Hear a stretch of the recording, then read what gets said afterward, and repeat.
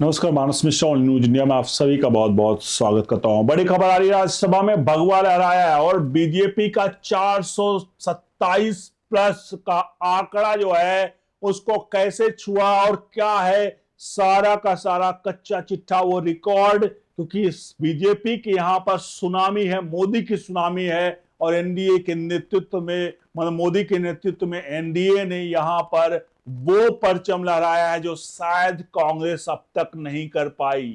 कांग्रेस ने ये इतिहास नहीं रचा आज तक, लेकिन मोदी ने वो के नेतृत्व में बीजेपी ने ये इतिहास रच दिया। आपको दिखाने जा रहे हैं कि उपराष्ट्रपति चुनाव के आंकड़े हम आपको दिखाने जा रहे हैं। बस आपसे अनुरोध करेंगे, वीडियो के कमेंट बॉक्स में अपनी राय प्रतिक्रिया जरूर दीजिएगा और जितना हो सके इस वीडियो को अपने हित मित्रों को जरूर शेयर कर दीजिए। लिए चलते सीधे आंकड़ों की तरफ। आपके सामने आंकड़े नजर आ रहा है। ये पहला आंकड़ा है, यहां पर मैंने राज्यसभा के सीटों के बारे में बात की। मैं आपको बताऊंगा कि आखिरकार वोटरों की राज्यसभा में जो राज्यसभा लोकसभा को लेकर के किस प्रकार से उपराष्ट्रपति का चुनाव होता है और कैसे अंक जोड़े जाते हैं वो आगे बताएंगे। लेकिन सबसे पहले हम उन आंकड़ों की बात कर लें जो परिणाम में परिवर्तित हो गए हैं, वो आपको दिखा दें।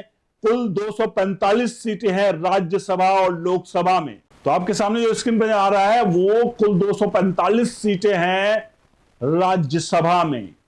जी हां, 245 सीटें राज्यसभा में, इसमें 5 सीटें वैकेंट हैं, यानी 240 जो सदस्य हैं वो उपराष्ट्रपति के उम्मीदवार की वोटिंग करते हैं। और आपको बता दें, इसके अलावा दूसरा आंकड़ा पहले आपको दिखा दें, उसके बाद हम आगे की तरफ बढ़ेंगे। आपके सामने एक दूसरा आंकड़ा दिख रहा है, यह आंकड़ा है करंट सिचुएशन है, यानी कि जो नंबर गेम है इस वक्त राज्यसभा और लोकसभा का। ये राज्यसभा में, लोकसभा की बात करें तो लोकसभा में कुल 543 उम्मीदवार हैं, जिसमें 293 एनडीए के, 233 इंडिया के और 17 अन्य, ये मिलाकर 543 होते हैं। और बात करें राज्यसभा की तो राज्यसभा में एनडीए के 134, इंडिया के 76, अन्य 35, और कुल मिलाकर ये 245 यानी 240 होते हैं, क्योंकि इसमें 5 सीटें जो हैं वो वैकेंट हैं। अब लिए चलते हैं हमको सीधे तौर पर यहां पर सीधे और आंकड़ों की तरफ, जो आंकड़े राज्यसभा में जो उपराष्ट्रपति पद के उम्मीदवार को लेकर के क्या फाइनल आंकड़े पहुंच रहे हैं उसको दिखाते हैं। और कैसे मोदी ने तोड़े हैं रिकॉर्ड वो आगे दिखाएंगे, क्योंकि वो जनसंघ जो बीजेपी बनी उन्होंने इस बार वो करतब दिखाया, वो कहीं ना कहीं वो परचम लहराया है जो आज तक कांग्रेस भी नहीं कर सकी। वो जब ग्राफ का आपके सामने आएगा तो आप भी वाकई में भौचक्के रह जाएंगे। आपके सामने एक दूसरा ग्राफ, ये दूसरा ग्राफ है, ये पूरा अलायंस वाइज स्ट्रेंथ है, यानी कि दोनों पार्टियों के। आप देखिए लोकसभा में कुल 542, एक वैकेंट है इसमें, 543 में, राज्यसभा में 240, यहां पर 5 वैकेंट है, यानी कि 245 में 240, 542 और 240 को जोड़ते हैं तो 782 सीटें यहां पर होती हैं। 782 उम्मीदवार, माफ कीजिएगा, 782 यहां पर वोट होते हैं। अब हम आ जाते हैं बगल में जो मेजॉरिटी का मार्क, यानी कि जो बहुमत का आंकड़ा है।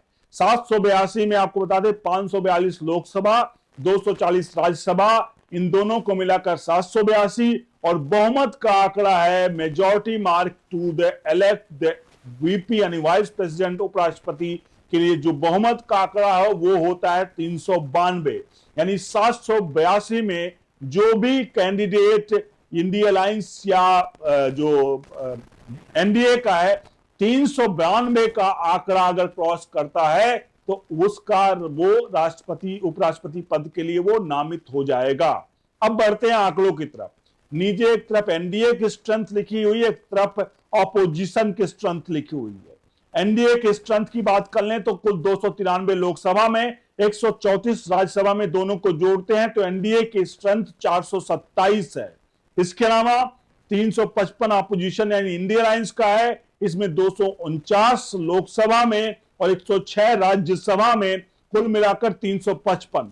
अब ऊपर देखिए आप 392 बहुमत का आंकड़ा है, लेकिन यहां एनडीए 427 अपने बल पर और 355 अपोजिशन, जहां बहुमत के आंकड़े से यहां पर सीधे तौर पर 37 सीटों के आसपास यहां पर कम रह रही है, वो है इंडिया अलायंस के खाते में, और 427 यहां सीधे तौर पर जो है वो इंडिया माफ कीजिएगा एनडीए के खाते में जा रहा है, यानी कि ये बहुमत का आंकड़ा आसानी से छू रही है। और यहां पर उपराष्ट्रपति जो इंडिया अलायंस का, उसको यहां पर साफ तौर पर हताशा और निराशा है। लेकिन यहां पर थोड़ा सा आपको रुकना पड़ेगा। इन आंकड़ों को हम आगे बताएंगे क्योंकि इन आंकड़ों में भी ट्विस्ट है। इन आंकड़ों में क्या ट्विस्ट है वो आगे बताएंगे, लेकिन सबसे पहले हम बीजेपी के परचम की तरफ चलते हैं, क्योंकि जो जनसंघ बीजेपी बनी उसने कैसे इतिहास में जो नेहरू नहीं कर पाए, इंदिरा नहीं कर पाई, वो आखिरकार हासिल कर लिया। यहां पर बीजेपी ने मोदी के नेतृत्व में, आपके सामने स्क्रीन पर कुछ आंकड़े नजर आ रहे हैं। ये आंकड़े हैं rise of the Jansangh BJP in Rajya Sabha. आप ध्यान दीजिए, ऊपर लिखा है बीजेपी वाज फाउंडेड इन 1980, यानी 1980 से पहले यहां पर जो नाम हो जनसंघ के होगा। यानी 1952 में जनसंघ के नाम से राज्यसभा में चुनाव लड़ा गया था, लेकिन एक सीट हासिल किया था। एक सीट वहां पर जनसंघ ने 1952 में राज्यसभा में, 1962-64 में 4 सीटें जनसंघ के पास थी, 1972 से 74 में 14 सीटें यहां पर जनसंघ में, सीधे तौर पर 10 सीटों का इजाफा हुआ। इसके अलावा 1982-84 में ये 8 सीटों पर पहुंच गई, क्योंकि उस वक्त जो है एक तरह से देखिए बीजेपी जो जनसंघ का उसका नाम हो गया था उस वक्त बीजेपी, और 1982-84 का दौर था जिस वक्त इंदिरा गांधी की हत्या हुई थी। तो ऐसे में उस वक्त उधर उनके तरफ ज्यादा वो था लोगों का रुझान, क्योंकि हत्या हुई थी, इसलिए वो 14 से सीटें 8 पर चली आई। लेकिन वहीं 1988-90 में आंकड़ा 8 से 17 पर पहुंच जाता है। उसके बाद बीजेपी फर्राटा भरती है, और बीजेपी के फर्राटा भरने में 1990-92 राम मंदिर आंदोलन चरम पर था और बाबरी मस्जिद का विध्वंस हुआ था, और जो 17 सीटों पर थी बीजेपी वो 45 पर पहुंच जाती है। इसके अलावा 2012-13 में 45 से 47 पर पहुंचती है, और बारी आती है नरेंद्र मोदी की 2022 में, जो 47 का आंकड़ा था वो 101 पर पहुंचता है, और 2025 में ये आंकड़ा 104 छूता है।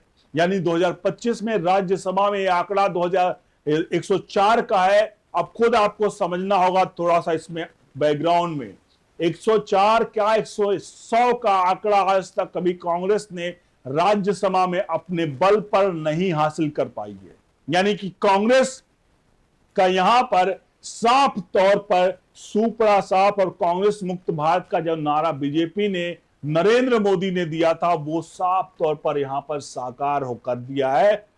नरेंद्र मोदी ने इन सबके बीच में जो मैं आंकड़े आपको जिस पर छोड़ा था, जहां पर हमने बात की थी कि आखिरकार 392 बहुमत का आंकड़ा है, 427 जो है वो है एनडीए के पास, और 355 है जो है अपोजिशन या इंडिया अलायंस के पास।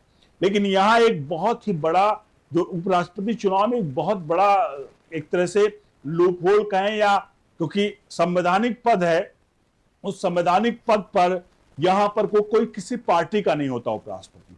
ऐसे में वोटिंग तो 782 सदस्य करेंगे जो लोकसभा और राज्यसभा के हैं, लेकिन वो किसी दल को वोट नहीं करते हैं। भले एनडीए कहे कि ये मेरा उम्मीदवार है, या इंडिया अलायंस कहे ये मेरा उम्मीदवार है, लेकिन वो सिर्फ कहने के लिए है। कोई भी उपराष्ट्रपति पद का उम्मीदवार किसी पार्टी का नहीं होता है। इसलिए कभी भी कोई पार्टी उपराष्ट्रपति की, हर चुनाव में अगर संसद में हो रहा है तो वहां व्हिप जारी करती है पार्टियां कि आपको रहना है। कोई बिल पास होता तो व्हिप जारी होता कि आपको रहना है। लेकिन यहां पर जो 782 है, वो 782 एक तरह से एक एक वोट है, और वो इंडिपेंडेंट है, वो किसी भी व्यक्ति को वोट कर सकते हैं। तो ये 782 में ये ट्विस्ट है कि 427 एनडीए के पास, 355 यहां पर जो है वो इंडिया अलायंस के पास। लेकिन आपको बता दें, इंडिया अलायंस में भी यहां पर सेंध लगा दी है बीजेपी ने, एनडीए ने, और आंकड़ा ये 427 का जो है कि कुछ दल शायद पीछे रहने वाले हैं, मतलब ये शायद वोटिंग ना करे। अगर कुछ लोग वोटिंग नहीं करेंगे और पीछे रहेंगे तो पूरा का पूरा खेल जो है वैसे भी क्लियर तरीके से है कि बीजेपी का उपराष्ट्रपति बनना पहले से ही तय था, और वो आखिरकार फाइनल आंकड़ों में भी आपको नजर आएगा। आप से अनुरोध है, इस वीडियो को लाइक शेयर जरूर करेगा, अपने हित मित्रों को जरूर शेयर कर दीजिए। बने रहे ओनली न्यूज इंडिया के साथ। बहुत बहुत धन्यवाद।